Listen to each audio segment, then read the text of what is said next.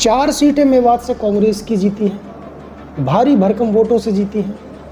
लेकिन अब लोगों के अंदर एक सुख बुगाहट है कि भाई विकास होगा कि नहीं होगा, होगा कि नहीं होगा, बीजेपी करेगी नहीं करेगी।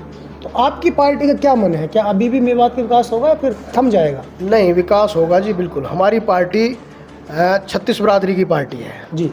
36 बरादरी का मतलब ये है कि वो कोई किसी उसमें बिलीव नहीं करती, सभी जगह बराबर विकास हुआ है। अब तक जो हुआ है आपने देखा होगा भारतीय जनता पार्टी की तरफ से, और आगे भी जो विकास होगा ना मेवात में भी बराबर होगा जितना।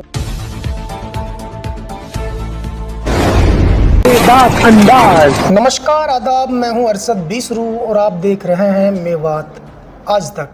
दोस्तों, आपकी जानकारी के लिए बता दें, इस वक्त हमारी टीम पहुंची है नवाबों के शहर पटौदी में। दोस्तों, स्क्रीन पर जो आप देख रहे हैं ये जावेद राफेल है। राफेल जावेद का नाम आपने सुन लिया है क्योंकि चुनावी दौर जब चल रहा था तो नूह से चुनाव लड़ना चाहते थे। राफेल जावेद भले ही पटौदी के हैं लेकिन इनका जुड़ाव मेवात से रहा है।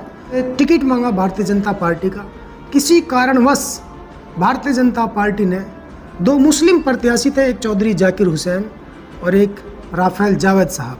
दोनों भारतीय जनता पार्टी का टिकट मांग रहे थे, अपनी अपनी दावेदारी ठोक रहे थे। लेकिन भारतीय जनता पार्टी ने एक हिंदू समाज के संजय सिंह को, जो पहले सोहना से विधायक रहे हैं, मंत्री रहे हैं, उन पर अपना भरोसा जताया। खैर, वो भी चुनाव हार गए और चुनाव नूह की जनता ने इस बार कांग्रेस को वहाँ से जिताया। ये बदकिस्मती रही है मेवात इलाके की, जिसको वो चुन करके भेजते हैं अपना नुमाइंदा, वो विपक्ष में ही पड़ा रहता है 5 साल तक। अब बताइए विकास कहाँ से होगा? 4 सीटें दी हैं कांग्रेस को, अब कांग्रेस क्या विकास करेगी? वो तो विपक्ष में है। सरकार भारतीय जनता पार्टी की बनी है, टिकट भले ही ना मिला हो, लेकिन आज भारतीय जनता पार्टी के अंदर राफेल जावेद का कद कोई मामूली कद नहीं है। पार्टी में इनकी बेहतर छवि है, बेहतर इज्जत है, तो इसलिए आज इनका इंटरव्यू करना बहुत ज़रूरी था। पहले तो इनसे पूछते हैं कि सर ये बताइए, जब आप दावेदारी ठोक रहे थे मुझसे कि भाई टिकट मुझे मिलेगा, तो टिकट किस कारण से नहीं मिला आपको? टिकट ना मिलने का कारण देखो, पार्टी का डिसीजन है जी। पार्टी सब कुछ देखती है जी, सोच समझ के डिसीजन लेती है जी सर। उसमें कहीं संजय सिंह का आना जी, सोना से टिकट कटना जी, ये भी रीजन बताया जा रहा है कि से आपको टिकट नहीं मिला था। जाकिर हुसैन का भी टिकट काट दिया था। पार्टी से कोई नाराजगी तो नहीं होती? नहीं, बिल्कुल नाराजगी नहीं है जी। पार्टी का जो डिसीजन है वो सर्वमान्य है जी, और जो हमेशा रहेगा। मुझे इससे कोई एतराज़ नहीं है, मैं पार्टी का सच्चा कार्यकर्ता हूँ। भविष्य में क्या इरादा है? क्या नूह विधानसभा से ही अगली बार 2029 में चुनाव लड़ोगे या फिर किसी और विधानसभा की तैयारी हो? देखो, मेरा तो इरादा नूह से ही है विधानसभा लड़ने का, पर यह पार्टी जो जिम्मेदारी लगाएगी वो निभाऊंगा। मैं तो पार्टी का कार्यकर्ता हूँ। पार्टी मेरे से कहेगी वही लड़ना है, नहीं लड़ना है, या कहीं और से लड़ाएगी, तो पार्टी की नैतिकता है, वो जो भी करे पार्टी। देखिए भाई, भारतीय जनता पार्टी के जितने भी कार्यकर्ता हैं उनमें यही जज्बा मिलता है। ये भारतीय जनता पार्टी का एक सच्चा सिपाही है और उनका कहना है, उनका मन है चुनाव लड़ने का नूह विधानसभा से। यदि पार्टी ने उन पर भरोसा जताया तो वो चुनाव लड़ेंगे, यदि पार्टी ने कोई और जिम्मेदारी उनको दी तो वो उसे निभाएंगे। लेकिन पार्टी को छोड़कर भगने वाले हैं ये जो प्रत्याशी नहीं है। अच्छा, बहुत सारे इनको टिकट नहीं मिलता तो वो भाग जाते हैं पार्टी छोड़कर। सर, आप तो नहीं भागे?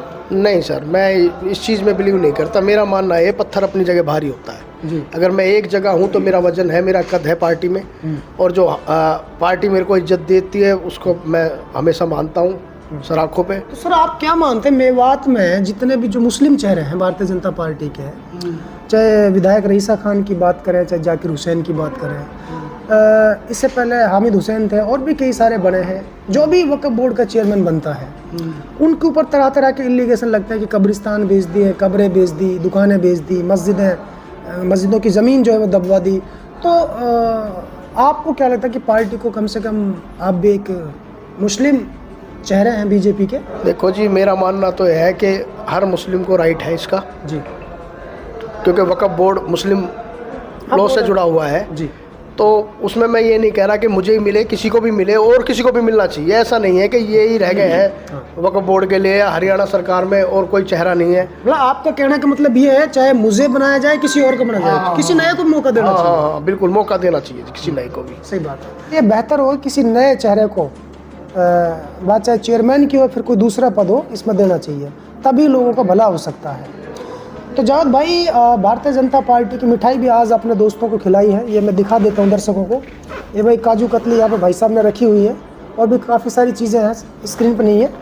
तो हम भी जावेद भाई के लिए एक मिठाई आज अपने हाथ से खिलाएंगे। ये आपकी जीत के लिए है सर, हमारी तरफ से बधाई। तो आप बताइए सर, 4 सीटें मेवात से कांग्रेस की जीती हैं, भारी भरकम वोटों से जीती हैं, लेकिन अब लोगों के अंदर एक सुख बुगाहट है कि भाई विकास होगा कि नहीं होगा, होगा कि नहीं होगा, बीजेपी करेगी नहीं करेगी। तो आपकी पार्टी का क्या मन है, क्या अभी भी मेवात का विकास होगा या फिर थम जाएगा? नहीं, विकास होगा जी, बिल्कुल। हमारी पार्टी 36 बिरादरी की पार्टी है जी। 36 बिरादरी का मतलब ये है कि वो कोई किसी उसमें बिलीव नहीं करती, सभी जगह बराबर विकास हुआ है। अब तक जो हुआ है आपने देखा होगा भारतीय जनता पार्टी की तरफ से, और आगे भी जो विकास होगा ना मेवात में भी बराबर होगा जितना, और उससे कोई फर्क नहीं पड़ता हमें कि हमें पार्टी ने मतलब कैंडिडेट को कितनी वोट दी कितनी नहीं दी, कोई मतलब नहीं है।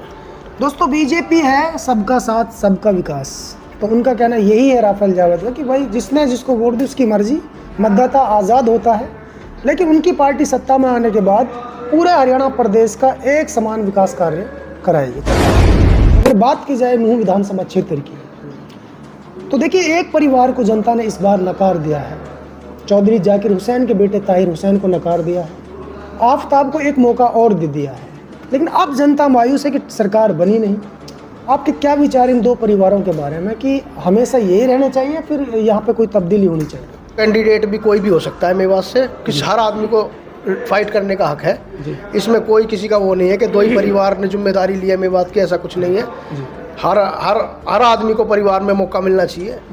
किसी भी परिवार को लगा लो, गांव को लगा लो या डिस्ट्रिक्ट को लगा लो, सबको मौका मिलना चाहिए। इसके लिए कोई भी परिवारवाद से तो कभी भी, आप भी जानते हो हमारी पार्टी ने कभी परिवारवाद को सपोर्ट नहीं किया, और वो तो खिलाफ ही रही है हमेशा परिवारवाद के। अभी तो कॉल आती होंगी इलाके से आपके पास, क्योंकि सरकार आपकी बनी? बहुत कॉल आती है मेरे पास, और मैं पूरा कोऑपरेट करता हूँ उन्हें, और हमेशा उनके साथ हूँ, हमेशा उनके साथ रहूँगा। जैसे अब नूंह क्षेत्र से किसी गरीब आदमी का कोई काम आपके पास आ जाए कि भाई आपकी पार्टी सत्ता में, फिर भी जो पार्टी सत्ता में होती है उसके कार्यकर्ता के पास लोग चलते हैं, तो क्या इरादा आपका, उनका विकास होगा, काम होगा नहीं होगा? बिल्कुल होगा जी, 100% काम कराएंगे हम। हमें मतलब नहीं है कि उसने किसको वोट दी किसको नहीं दी। ठीक है, हमारा काम है जनता को खुश करना, जनता के लिए काम करना और जनता के लिए सेवा करना, यही हमारा उद्देश्य है। ठीक है। तो भारतीय जनता पार्टी ने बम्पर जीत हासिल की है, जो कि हुड्डा साहब ने भी कहा कि आश्चर्यचकित हो गया है।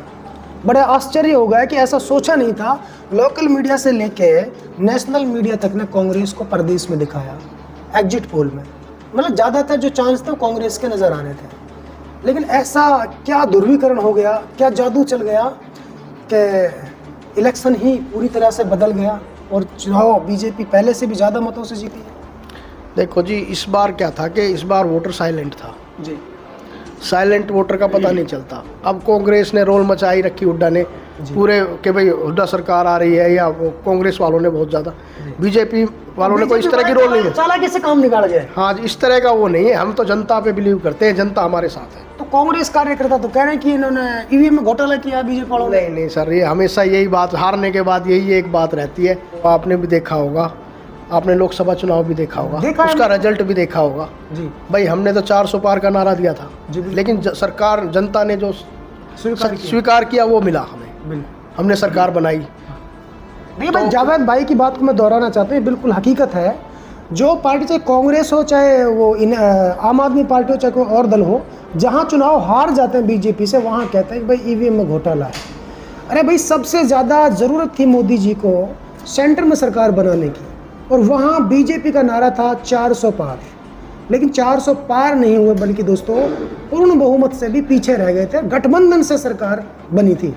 इस वक्त जो केंद्र में सरकार, वो गठबंधन सरकार है भाजपा की। तो ये तो सच है कि ईवीएम में तो कोई घोटाला नहीं था। तो क्या कहना चाहते हैं ईवीएम को लेकर? ईवीएम को लेकर मैं कहना चाहता हूँ कि अगर ईवीएम में घोटाला होता तो जो लोकसभा का चुनाव हुआ था हमारा जी, उसमें जो भी हुआ वो आपके सामने है जी। बिल्कुल, अगर ऐसा होता तो हम तो 400 पार का नारा दे रहे थे, 400 पार आ जाती हमारी। तो अगर ईवीएम घोटाला ही करते हैं हम जी, तो जो है जेन्युइन वो रिजल्ट आया है। दिल्ली की बात की जाए तो हम दिल्ली भी जाते हैं कवरेज करते, तो आम आदमी के जो कार्यकर्ता वो कहते हैं कि भाई दिल्ली में भी घोटाला करके बीजेपी ने सभी लोकसभा सीटें जीत ली। नहीं, ऐसा कुछ नहीं है जी। जनता ने आम आदमी पार्टी को नकार दिया है जी, और बीजेपी पे विश्वास जताया है। इसी का रिजल्ट है जो दिल्ली चुनाव हम जीते। अभी दिल्ली विधानसभा चुनाव अभी सर पे आ रहे हैं कुछ दिन बाद, हाँ तो क्या लगता है बीजेपी सरकार बनेगी? हाँ जी, बिल्कुल बनेगी जी। इस बार बनेगी? इस बार बनेगी कंफर्म बीजेपी सरकार। भारतीय जनता पार्टी की जीत को लेकर के आप हमारे चैनल के माध्यम से हमारे दर्शकों को क्या मैसेज देना चाहते हैं? मैं ये मैसेज देना चाहूँगा कि जनता ने हमें चुना है, बीजेपी सरकार को चुना है जी, तो भारतीय जनता पार्टी हमेशा जनता के साथ है, जनता के लिए है, जनता के लिए ही तत्पर रहेगी हमेशा। ठीक है। तो ईवीएम में अगर घोटाला होता तो कांग्रेस भी कर सकती थी, वो तो सभी कर सकते हैं, लेकिन ईवीएम में कोई घोटाला नहीं है। हमारी जो बीजेपी सरकार है वो फुल बहुमत से आई है और लोगों की सहमति से आई है। लोगों ने बढ़ चढ़ के सहयोग करा है और बीजेपी ने ऐसा नहीं है, काम बहुत करवाए हैं और उनको देखते हुए बीजेपी सरकार बनी है। तो सर हुड्डा जी तो कहते थे कि हमारी 65 सीट आ रही है हरियाणा में, अचानक ऐसा क्या हो गया? देखो, आकलन तो सभी लगाते हैं लेकिन रिजल्ट तो जनता निर्धारित करती है, जनता की वोट निर्धारित करती है। सर किसान भी नाराज थे बीजेपी से, फिर भी बीजेपी चुनाव ये सिर्फ कांग्रेस ने फैलाया कि किसान नाराज हैं। कोई किसान नाराज नहीं है। अगर किसान नाराज होते तो रिजल्ट वोटों के माध्यम से मिल जाता। किसान भी खुश थे, जवान भी खुश थे और नॉर्मल जनता भी खुश है। बड़े अभी बीजेपी के राज में कैसा विकास होगा कि 10 साल रह चुकी है फिर भी बहुत सारी खामियां हैं? बीजेपी के राज में खटाखट विकास होने वाला है जी। जो कांग्रेस कहती है खटाखट खटाखट खटाखट अब बीजेपी खटाखट खटाखट विकास करवाएगी। अच्छा। और आपको ये देखने को जमीनी तौर पे मिलेगा। ये बात से तो सारी सीटें कांग्रेस को ही गई हैं, तो इलाके का विकास अब होगा कि थम जाएगा?